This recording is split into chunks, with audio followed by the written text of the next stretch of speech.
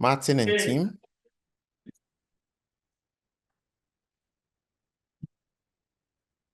Hello. How many? Yes. I have a question. Yes. Doc still there? Yes. Okay. Doctor, we have a question for you. Plenty questions. I'm ready for you all. Thank you very much. Doc, I want to take you back a bit. Talking Okay. about the way that runs through our gutters. Doc, how waste from our hospitals and mortuaries disposed? I'm asking this because now it's becoming a trend. We are seeing rise in setting up of rural homes within residential areas. And in fact, most of our public mortuaries are located in residential areas. And Kolebu is a fine example. So please, Doc, how do they dispose of their waste? It has always been on my mind. Thank you. Good. Would you want me to address it now, or there are more questions that you want us to take? So there are more. Maybe you can take 2 more. Then. Okay. So we'll go to the next lady. Thank you very much. Doc, I was alarmed when you said a lot of infectious agents are now running through our gutters. In areas where we have pipelines being laid in gutters, how safe are we? How can we safeguard the consumers of water, especially?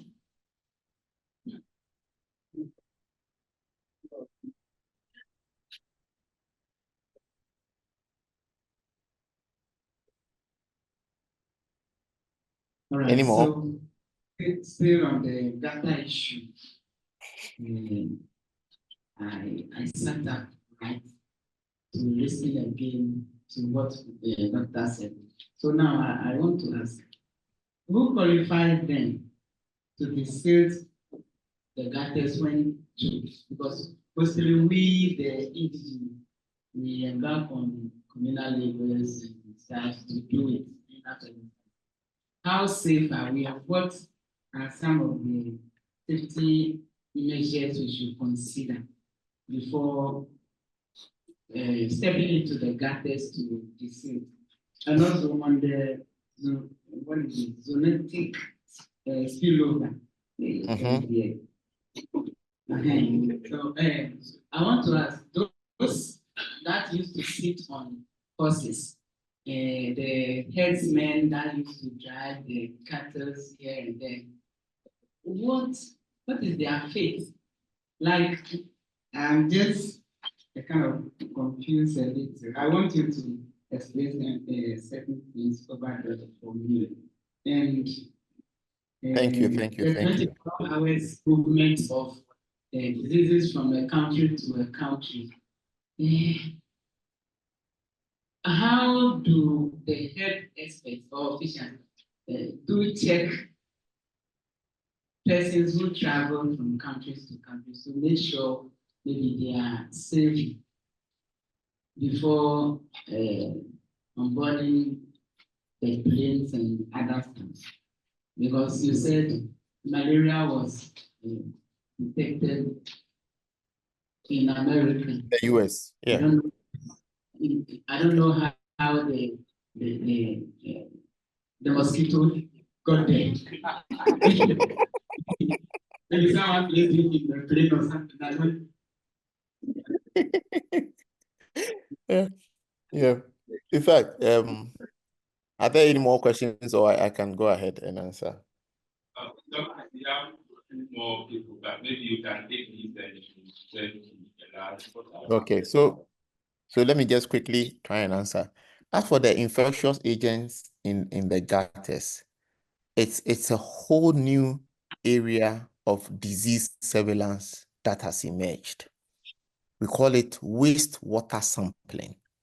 So the water that runs in our gutters is wastewater. So it is coming from people's houses, it's coming from mortuaries, it's coming from factories, it's coming from... So we actually need a good regulation system And that is where in our country, EPA, Environmental Protection Agency, is the agency that is mandated to address the issue of pollution. They don't just do sound pollution, air pollution, they do water pollution. So government needs to strengthen them to be able to do continuous sampling of waste water or water bodies that are running in our country. If we do not support them to do that, we are going to have a situation where all these things are running. Look, local government authority, if you build a house, truthfully, if you build a house, the local government system should come and check whether you built your house properly, you've done the sewer system properly, you are not piping your waste into gutters. These days that we're all doing, these days everybody's trying to run away from doing septic tanks. Now we say we are doing what? Biodigester. This whole concept of biodigester, who is regulating the biodigesters that are being set up in people's houses? That is a failure of regulation. And so all these things will lead to, because the people who are doing this thing, they really don't understand. All they know is they want to learn some tradesman, some mason who's going to learn something that somebody taught them somewhere.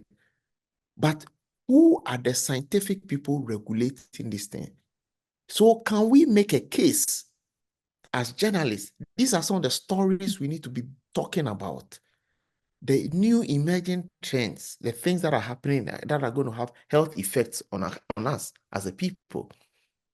We need to talk about them so that if EPA, we work with EPA, EPA goes out to sample, they do their report, we help them to disseminate the information.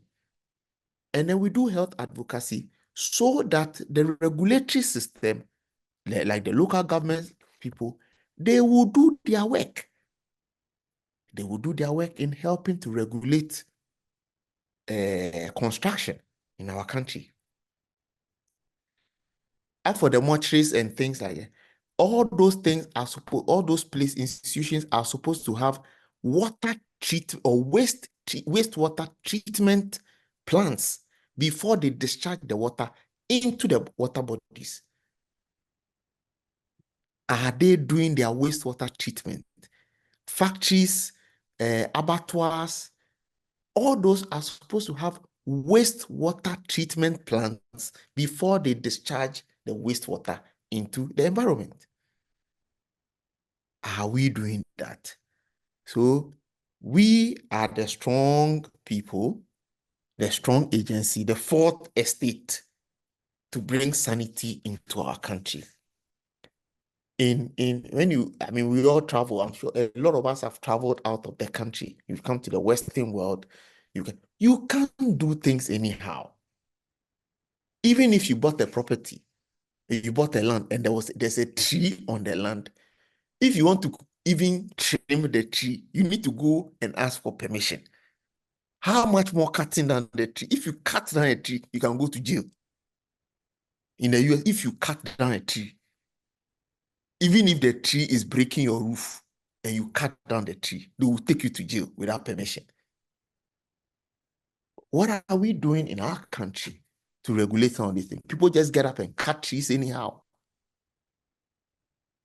The fact that it's on your property doesn't mean you can just cut it down. So we need regulation. We need regulation to do a lot of things. And for we as advocates, we have a strong voice to help make these things happen in our country. Let's make our country work. Zoonotic spillover, yes, zoonotic spillover, it happens. Please, there are all these boys who sit on, they drive the cattle and they all are at risk of getting infected. What is happening is that the veterinary services is supposed to regulate the movement of animals across our country. Animals that are coming from outside of our country into the country. Yes, I did some work with the veterinary services. There's a need to build capacity at the border crossings. There are points, there are border crossings where animals are made to cross. So if cows and sheep, goats and sheep are coming from Burkina Faso, there's a place where they can cross. And at that point, the veterinary officers are there to inspect and check all these animals. Sometimes stubborn people will do stubborn things. So they smuggle the animals through unauthorized border routes. We must all help to address it. Other than that, if we don't do these things, we run a risk of getting diseases coming in. I know the veterinary services are doing a lot, but they are incapacitated. They don't have a lot of money. They are not funded adequately. Currently, a lot of their funding is coming from donor instead of government. So we need to make the noise about them. Travel and spread of diseases, it is happening, whether you like it or we like it or not. That is why there are systems in place. There are certain diseases of international reporting. Yellow fever is one of them. Everybody's supposed to have a yellow fever shot. If your country has a cholera outbreak, you must report it. That diseases, we call it international notifiable diseases. So if the disease happens in your country, you report it, and then they begin to track everybody traveling from your country. In the same way, when COVID came, we had all these temperature sensors at the ports of entry. Because COVID is gone down, it's like our port authority people are not taking these things serious anymore. But anybody coming in is supposed to have a temperature screening done. And if you have a high temperature, they should separate you and find out what is wrong with you. So are we doing all these things are supposed to be happening at the ports? And it is good to once in a while engage the port authority and find out what are we doing now that COVID is done? Are we doing anything to stem the possible tide of people bringing in other infectious diseases like influenzas? It is good to, there's a port authority in Ghana Health Service. Dr. Lai, I think, is it Lai? I've forgotten it. Yeah, I've forgotten his name, but there's a doctor in charge. Please, his office is at the Kotoka International Airport. Let's find him, or you go to Ghana Health Service and let's find him and let's talk to them.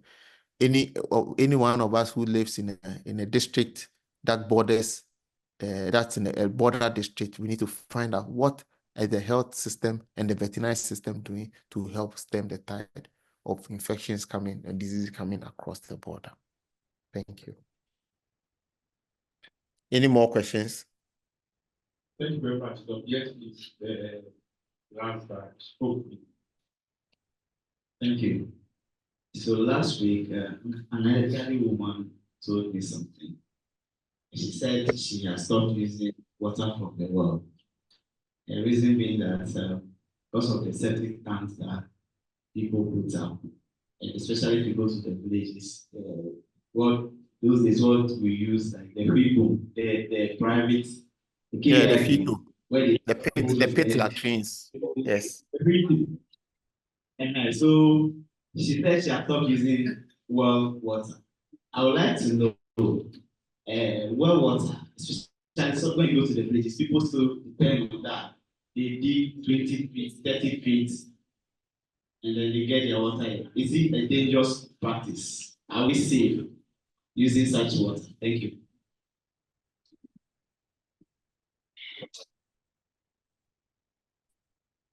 So mine has to do with the anthrax. 2023, there was an outbreak, and if I could remember, it was getting closer to Eid, and people were afraid to buy cattle and other stuff. And my question now is it born? Are we safe now in buying meat and other stuff? So that's the question.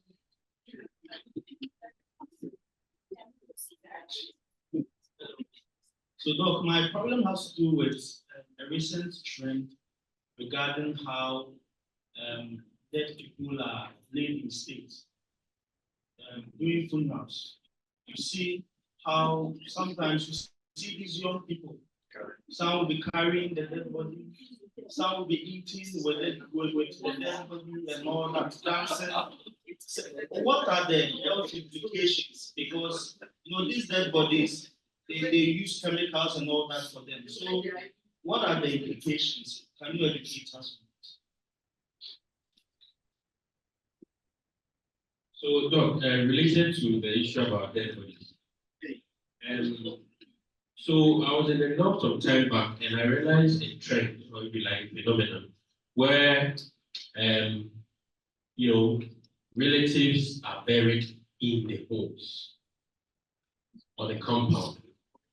And I thought about it, and I figured maybe there could be some health crisis as a result, because sometimes the place gets flooded, and likely something bad could happen. And in these houses, they have dug wells. So I'm thinking, could there be a health crisis as a result?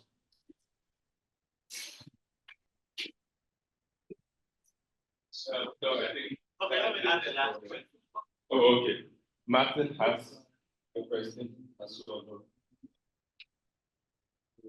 All right, Doc, so please kindly clarify this before we let go of us. The clear difference between an outbreak, a pandemic, an epidemic, and then the virus that has been declared as public, international public health concern, so that when we are reporting, we know what words to use. I think after the Tamale presentation, some people were asking, they were a bit confused as to the thing, occurs in Tamale, and it's not yet in Accra. What is it called? Okay, what if it's in Accra or just the northern region? How do we call it? If it's in the whole Ghana, how do we call it? If it's in Ghana and Togo, how do we call it? And if it's in the world, how do we call it? Thank you. Okay. All right. Thank you very much. Thank you. So, well water safety, it's the same. It relates to dead people being buried in the same at homes. Truthfully, in the past, we would have said that well water was safe because you were allowed to dig very deep into the ground and the water came from down. These days that people are wanting to bury people in their homes, there are some issues of concern. So that is why before you bury somebody at home, you need to go seek permit. The local health authority needs to find out whether there is no underground water source around you that could actually get contaminated as the dead body rots and goes into the earth, the soil. Similarly, any septic tank around you. So all these things potentially can contaminate underground water. And so if we are doing the right thing, underground water sources should actually go very deep. And these burial and septic tanks should actually be more surface. That is the standardization that is used. And there should be a wide distance between the source of the underground water and the location of a septic tank. Or I think they allow, I think it's not less than 20 feet or something, 20 or 30 feet between them. If you have to do anything like that in your house, that's the standardization. So yes, all these things must be properly regulated. If it is not properly regulated, we will tend to have all these challenges coming up. Yes, for dead people playing around. So that's why when COVID came, if you remember, when COVID came, some of the initial people who died, their bodies were not released to their families because you're not too sure how people who get infected, if they had to do a burial, the way we do burials in our country, where people want to literally sleep and touch the dead body and all that. Okay. If the person dies from a non-infectious disease, it's usually okay to release the body to the family. But if the person dies from an infectious disease, then usually you have to do some decontamination processes before the body is released. Now, on the concept of outbreaks and epidemics, usually if a disease and if infectious disease occurs in a small community, we say there's an outbreak of a disease. So let's say my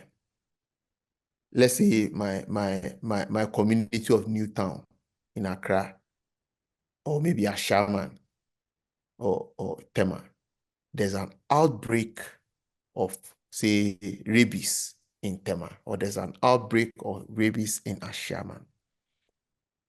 Now, when there are several outbreaks in different parts of Ghana, then we say there's an epidemic of diseases of rabies in Ghana. So epidemics usually have to do with like a country setting or a bigger geographic setting. And then when there's a pandemic usually has to be the huge population, huge geographic area, maybe across Africa. So there are several epidemics in different countries in Africa. We say there's a pandemic, or on a global scale, we say there's a pandemic. Like we said for COVID, there's a COVID pandemic. In Mpox, we are saying there's an Mpox. I don't think they're using the pandemic for Mpox currently. They're calling it an epidemic of Mpox in Africa. Okay. And we are calling it a public health event of international concern. Okay. Because it is the outbreak of the disease is a public health event. And because it concerns different countries, we are calling it an event of international concern. But it is currently limited to Africa. So it is a public health event of international concern in Africa. So that's how we do these naming and these classifications of diseases. Am I well understood? Yes, sir. All right. Thank you very much. All right, thank you. So notice, I think notice in the US they are 4 hours, I think, behind us. If I'm Yes. right, 4 hours. Yeah. Yes, yes. So I don't it's know whether almost it's 10 still more- o'clock. It's a few minutes to 10 o'clock here. Okay. That's fine. That's fine. Thank you for waking up early to catch up with us. And thank you. Thank you for the opportunity. You'll see me soon. You see my face soon, hopefully. Yes, yes, yes. So those who are doing some stories, probably, or who may want to do some stories, you can contact him. We'll give you his number after this. And then those who are currently writing any story on today's presentation, I'm trying to project his profile so that you can capture the name well and probably his portfolio. Yeah, so this is the name. There is Ni somewhere. So let me just, I think Yes, I gave Ni the name is to somebody. Ni Norte Hansen Norte. Yes, it's Ni. Pardon? In the Norte here. Okay, so the name is Dr. Ni Hansen Norte. Is that his dog? Yes, it's okay. So the full name is Ni Norte Hansen Norte, but it's easier to say Ni Hansen Norte. The surname is Hansen Not this Norte. way. Yeah.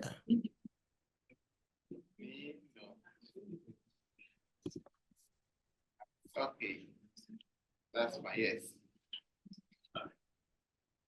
Okay. I think it's time for lunch, right? Yes.